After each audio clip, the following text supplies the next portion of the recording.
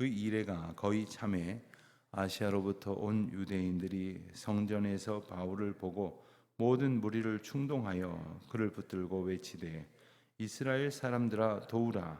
이 사람은 각처에서 우리 백성과 율법과 이것을 비방하여 모든 사람을 가르치는 그 자인데 또 헬라인을 데리고 성전에 들어가서 이 거룩한 곳을 더럽혔다 하니 이는 그들이 전에 에베소 사람 드로비모가 바울과 함께 시내에 있었음을 보고 바울이 그를 성전에 데리고 들어간 줄로 생각함이로라.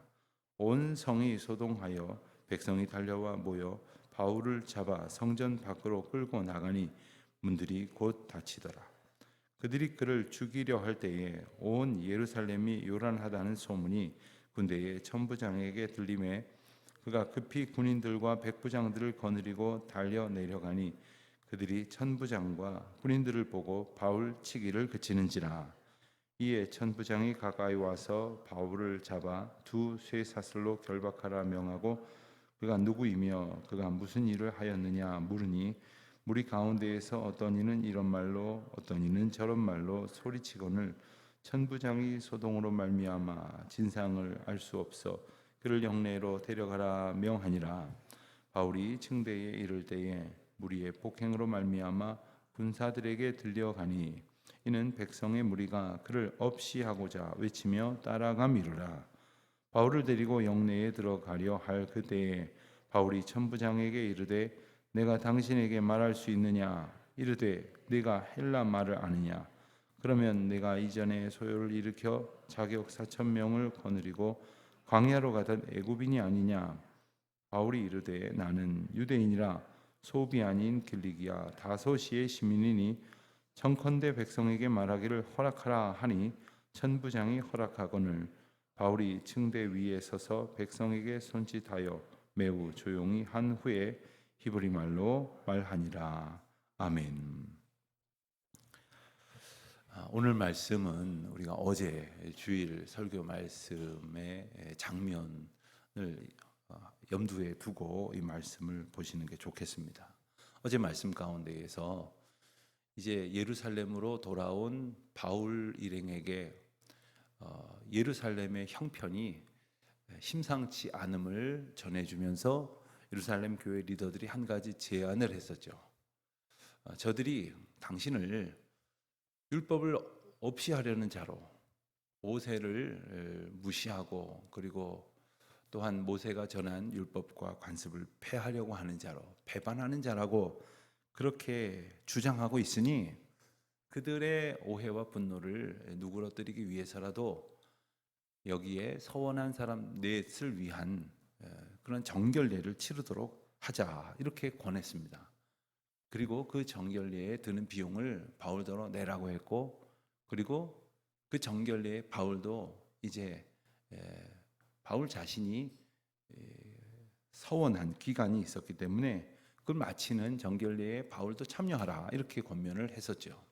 바울이 그것을 받아들이지 않을 만한 많은 이유가 있었지만 바울은 헬라인 앞에서는 헬라인을 얻기 위하여 또한 유대인 앞에서는 유대인을 또한 믿는 자로 그렇게 인도하기 위하여 이방인들에게는 또 이방인들에게 하나님께서 저들 가운데에 구원의 역사를 이루셨다고 하는 사실을 어떻게든 일깨워 주려고 자기를 주장하지 않았던 그러한 삶의 기조를 따라서 그 정결례를 행하게 되었습니다. 그 정결례는 간단하지 않았습니다. 하루 이틀에 될 일이 아니었습니다. 오늘 말씀해 보니까 그 이래가 거의 참에 그 정결례는 그 날짜가 정해져 있었고 그 날짜 이래에 해당하는 그 날짜가 다 이제 차서 그 약속한 정결례가 다 맞춰져 갈 무렵이었습니다. 그런데 아시아로부터 온 유대인들, 그러니까 아시아는 우리가 지금 말하는 아시아는 우리가 사는 이 동북아시아, 또 동남아시아, 또 서남아시아 이런 넓은 지역을 말하지만 당시의 의미로 봤을 때는 이제 그 드로아까지 즉 이제 바울의 1차, 2차 전도 여행을 보면 우리 방송실에 혹시 전도 여행 2차나 3차 사진 있으면 하나 올려 주십시오. 전도 여행 사진을 이제 나중에 보시면 아시겠지만 그 소아시아 7교회로 대변되어지는, 지금 저 그림에서는 한 가운데의 지역이 해당이 됩니다. 한 가운데의 아시아라고 이렇게 흐릿한 글씨로 쓰여져 있는 게 혹시 보이십니까? 예, 저 지역, 넓은 지역. 그러니까 안디옥, 또 저 위로는 드로아, 그리고 아래로는 에베소. 그 지역을 아마 손바닥처럼 이렇게 보면 이 지역을 아시아라고 이렇게 일컫는 겁니다. 그러니까 이 지역에 사는 사람들이 예루살렘에 따라왔습니다. 이 지역에서 온 유대인들이 27절 보니까 성전에서 바울을 보고 무리를 충동하여 이렇게 외쳤다는 거예요. 이 사람은 각 처에서 우리 백성과 율법과 이것을 비방하여 모든 사람을 가르치는 그 자인데 헬라인을 데리고 성전에 들어가서 이 거룩한 곳을 더럽혔다. 역시 이 주장 또한 사실이 아니죠. 바울은 이방인을 데리고 성전에 들어가서 성전을 더럽힌 바가 없습니다. 그런데 왜 그들이 이렇게 주장을 하는가? 29절에 보니까 이는 그들이 전에 에베소 사람 드로비모가 바울과 함께 시내에 있음을 보고, 에베소 사람 중에 몇 사람이 바울을 따라서 예루살렘에 오기는 왔습니다. 그런데 그들 중에 이제 아마 아시아에 살던 사람이 그 드로비모라는 사람을 알고 있었던 모양이에요. 저 사람은 내가 알기는 에베소 사람이다. 저 사람의 이름도 내가 안다. 그 사람이 지금 바울과 함께 예루살렘 시내를 걷고 있으니 그 모습을 보고서는 예루살렘에 바울과 함께 이방인들이 왔구나 이렇게 생각을 했겠죠. 그리고는 이제 그들이 성전까지 들어와서 성전을 더럽힌다고 그렇게 주장을 했던 겁니다.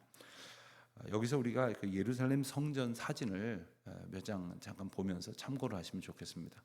저기 예루살렘 그 성전인데 저 양 옆으로 있는 그 뜰은 누구나 다 들어갈 수 있는 뜰이고, 그리고 저 한 가운데에 있는 좁아 보이는 저 마당은 이제 그 유대인들과 제사장들, 그리고 제사를 지낼 수 있는 사람들만 들어갈 수 있는 곳이었습니다.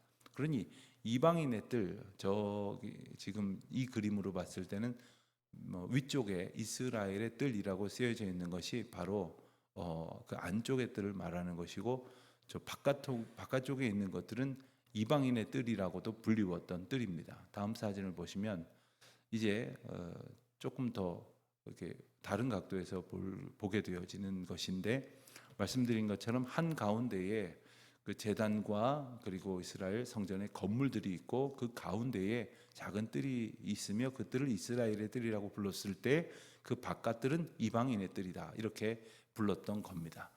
그러니 엄밀히 말하자면 저 이방인의 뜰이라고 불리워지는 곳에는 누구나 다 들어갈 수 있습니다. 누구나 다 지나갈 수 있습니다.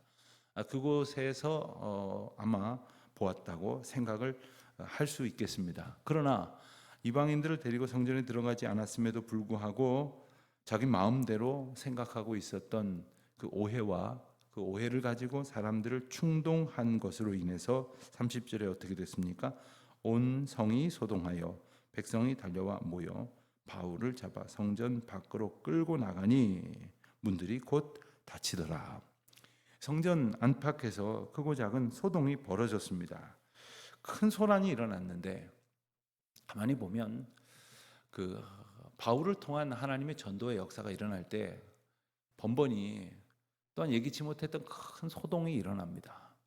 어떻게 보면 바울은 참 문제를 몰고 다니는 사람이냐 이렇게 그렇게 비난할 수도 있겠지만, 성령의 역사가 일어나는 곳에 못지않은 그 반작용이 일어나는 겁니다. 성령의 거룩한 역사는 힘이 없는 것이 아닙니다. 강력한 영적인 그러한 권능이 일어나는 것입니다. 거기에 적지 않은 그러한 저항들이 있을 수밖에 없다는 것이죠. 그러나 그것을 이 영적 전쟁의 측면에서 볼 때 우리는 이것을 어떻게 어떤 위치에서 보고 또한 어떤 역할을 해야 될 것인가를 생각해 보게 되는데, 31절에 그들이 무리들이죠. 바울을 죽이려고 할 때에 그 소동의 소식들이 군대의 천부장에게 들렸다고 했습니다. 예루살렘과 이 성전 인근을 관할하고 있는 그 천부장이면 1000명을 예하에 두고 있는 지휘관입니다. 대단히 높은 지휘관입니다. 그러나 실상은 또 고대 문헌에 보면 그 천부장은 그 아래에 백부장 열을 거느리고 그 백부장들을 이제 인솔하고 통솔하고 있는 사람인데, 실질적인 그 통솔 권한은 백부장에게 또 있었다고 해요. 그러니까 이 천부장은 백부장을 통솔하여서 실질적으로 군대를 움직이는 사람이라고 하겠죠. 그래서 32절에 이렇게 설명하는 겁니다. 그가 급히 군인들과 백부장들을 거느리고 달려 내려가니, 무리들이 그 군인들과 천부장을 보고 바울을 치는 것을 그쳤다고 했습니다. 한마디로 말하면 군인들의 도움을 받아서 바울은 위기를 모면했습니다. 그런데 오늘 말씀을 보면서 한 가지 생각을 해보게 되는 것은, 바울이 지금 예루살렘에 와서 처음 만난 사람들, 그리고 그 선교 전도 여행의 그 거룩한 역사들을 보고했던 자리에 함께 하나님의 역사를 나누었던 예루살렘 교회 교인들은 어디 있을까? 또 그 교회 리더들은 어디 있을까? 이 생각을 하게 됩니다. 당연히 그 위기에 처한 바울을 보호하고 구하려고 애써야 했던 사람들은 예루살렘 교회의 리더들이 아니었을까? 근데 그들은 지금 도무지 흔적을 찾을 수가 없고, 대신 군인들이 와서 그를 구하고 있는 형국이 되었습니다. 물론 군인들이 구하게 된 것은 다른 의미가 아니었습니다. 관할하고 있는 곳에서 소동이 벌어지면 안 되고, 또 지금 로마 제국 치하에 있는 각각의 지역을 담당하고 있는 치안 담당자들이나 이런 사람들이 문제가 생기면 바로 그들의 자리가 달아날 상황이었다고 하는 것을 다 알고 있기 때문에 그들은 어떻게든 이 소요를 그치게 하려고 하는 그러한 생각이었을 것입니다. 그러나 결과적으로 바울을 이제 위기 가운데 건져주는 그런 상황이 됐죠. 35절에 보니까 바울이 무리의 폭행으로 군사들에게 들려갈 정도가 되었다고 했습니다. 그러니까 이제 아주 못 걷는 정도가 되었다고 봐야 할지, 아니면은 이 무리들의 폭행 때문에 그 번쩍 들고 움직이는 정도가 되어야 될지 정확하지는 않지만, 실질적으로 물리적인 폭행이 상당히 가해졌던 상황이라는 사실은 우리가 본문을 통해서 보게 됩니다. 그런데도 불구하고 36절에 보는 대로 백성들의 무리는 바울을 없애라고 소리치면서 따라가고 있었습니다. 37절입니다. 자, 이 천부장이 바울을 데리고 영내로 들어가려고 할 때, 영내는 군사들이 모여 있는 지역이니까 이제는 완전히 그 폭도들로부터 보호가 될 수 있는 그런 상황이 되었을 때, 바울이 천부장에게 이렇게 말했습니다. 내가 당신에게 말을 좀 해도 되겠습니까? 헬라말로 말을 했겠죠. 헬라말로 말을 하니까 당연히 그를 유대인들끼리 분란이 벌어진 것으로 간주하고 유대인으로 보았던 천부장이 네가 헬라말을 할 줄 아느냐 이렇게 물었습니다. 그러면서 38절에 한 가지 질문을 더합니다. 네가 전에 소요를 일으켰던 자냐? 요세푸스라고 하는 역사학자가 쓴 그 책에 보면 고대의 여러 기록들을 성경과 함께 살펴볼 수 있는 매우 중요한 문헌입니다. 여기에 보면 AD 54년경에 검을 지닌 자라는 그 별명을 가진 한 자객이 일어나서 이 성경에는 오늘 4,000명을 거느렸다고 했는데 그 책에서는 3만 명이 그를 따르면서 로마에 반란을 일으켰던 사건이 기록이 되어 있습니다. 그 사건을 일컫는 겁니다. 네가 그때 그 소동을 일으켰던 자냐? 그 애굽인이냐? 그랬더니 아니라고 말을 하죠. 그러면서 바울은 천부장에게 자기 신분을 밝힙니다. 나는 작은 동네 출신이 아니라 길리기아의 다소 출신의 로마 시민권을 가진 자다. 그러니 하나 부탁을 합시다. 그리고는 말을 할 수 있도록, 무리들에게 말을 할 수 있도록 부탁을 합니다. 무슨 말을 하려는 겁니까? 우리가 내일 보겠습니다마는 그는 때를 얻든지 못 얻든지, 심지어 지금 자기를 죽이려고 하는 자들에게, 자기에게 폭행을 가한 상황 속에서도 한순간만이라도 기회가 있으면 복음을 전하려고, 생명의 길 예수 그리스도를 증거하려고, 그 어떤 상황도 전도할 기회로 만들려고 하는, 오직 예수 그리스도의 도를 전하는 것이 가장 중요한 삶의 목적인 삶을 살아가고 있음을 보여주고 있는 것입니다. 여러분, 우리는 기회가 마련이 되면 전도하겠다, 이런 말들은 대부분 합니다만은, 그러면 지난 한 주간 우리 전도한 시간들이 어떤 시간들이 있었습니까? 하면 대부분 글쎄요, 이렇다하게 전도해 보지 못했습니다 하신 분들이 많을 거예요. 그렇다면 한 주간 내내 아무런 기회가 없었던 거냐? 기회를 가지려고 정말 기회가 주어지기를 적극적으로 노력하는 삶을 살았느냐? 라는 측면에서 볼 때 우리는 때를 얻든지 못 얻든지 복음의 증인으로 살라고 말씀하신 하나님의 명령 앞에 순종치 못하고 있다는 것을 우리는 깨닫게 됩니다. 심지어 자기를 죽이려는 사람 앞에도 잠깐의 틈만 얻을 수만 있다면 잠깐 내 말을 들어보십시오. 우리가 내일 또 살펴보겠습니다마는 바울의 그 복음을 전하는 이야기를 그들이 귓등으로도 안 듣습니다. 그럼에도 불구하고 듣든지 안 듣든지 그것은 듣는 자의 몫이고, 전하는 자에게 주신 사명은 어떠한 상황 속에서도 복음을 전하는 것이니, 물론 그렇다고 우리가 듣는 사람을 막 불쾌해 가면 하는 상황을 만들어 가면서까지 하면 안 되겠죠. 그러나 오늘 우리가 이 하루를 살아갈 때 우리에게 주어진 어떤 상황이든지 어떠한 형편이든지 누구를 만나든지 하나님 앞에 기도함으로 주님이 인도하시는 은혜와 주님이 주시는 지혜를 의지해서 내게 주신 생명의 복음, 구원의 길 예수 그리스도를 증거하기를 또한 힘써보는 저 여러분의 삶이 될 수 있으시기를 바랍니다. 그것이 우리의 사명일 뿐만 아니라 우리를 회복시키시는 일이고, 우리를 복음 가운데에서 생동감 있게 살아가게 하시는 하나님의 은혜라고 하는 사실이에요. 여러분, 그가 복음을 혹 받아들이지 않더라도 우리의 입술로 예수 그리스도를 시인하고 복음을 전하면서 내게 주어지는 은혜가 얼마나 큰지를, 그것은 아마 복음을 전하는 기쁨 속에 살아가는 자만이 느낄 수 있는 것이죠. 그것은 바울이 처한 그 역경을 이겨내고도 남을 수 있는 놀라운 축복이었습니다. 오늘 우리의 삶에 여러 가지 형편들이 있겠으나 주의 뜻 가운데로 순종하며 살아가는 기쁨이 충만하시기를 주의 이름으로 축원드립니다. 홍미라 집사님 댁 부친상은 가족장으로 치러지게 되는데, 교회가 주관하는 위로 예배가 오늘 오후 5시에 있습니다.